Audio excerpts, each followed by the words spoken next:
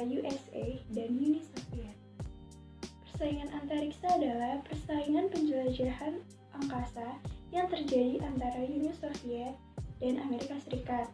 Persaingan ini terjadi sekitar tahun 1957 hingga 1975. Nah, perlombaan ini meliputi usaha untuk mengeksplorasi luar angkasa dengan menggunakan satelit buatan yang mengirim manusia ke antariksa untuk mendaratkannya ke bulan. A. Manusia pertama yang berhasil keluar angkasa.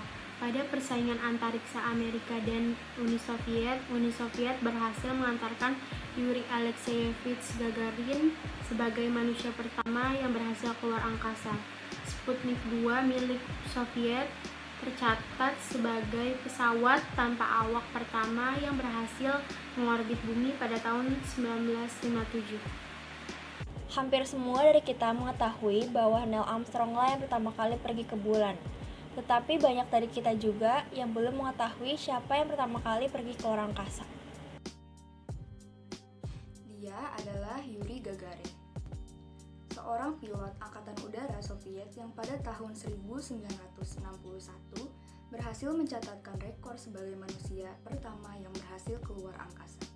Lagi-lagi, Soviet menang untuk menjadi yang pertama. Sedangkan yang pertama berhasil mendaratkan astronot di bulan adalah Amerika Serikat melalui misi Apollo 11 pada tahun 1969. Soviet berhasil memenangkan beberapa ronde pertama dalam misi ke ruang angkasa. Kemenangan pertama dikarenakan Sputnik kedua. Kemenangan kedua menyusul karena mereka berhasil mengirim seekor anjing jenis Laika yang merupakan tipe anjing pemburu yang biasa hidup di jalanan untuk dikirim keluar dari orbit bumi. Misi berhasil karena membuat Amerika Serikat merasa terancam dan membentuk NASA pada tahun 1959. Laika dipilih di antara dua anjing lain yaitu Albina dan Musta. Ketiganya dilatih untuk bertahan di ruang sempit dan dibiasakan untuk mendengar suara dan getaran yang cukup kencang. Dan juga dibiasakan untuk mengenakan baju ruang angkasa khusus anjing. Ketiganya menunjukkan performa yang baik.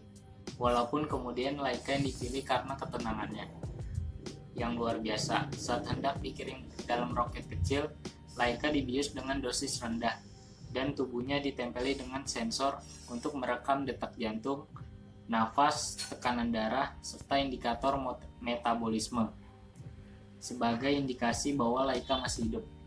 Namun, karena Soviet tidak membuat rencana untuk bagaimana cara masuk kembali ke dalam orbit bumi, Laika tidak bisa kembali dan harus mati di ruang angkasa.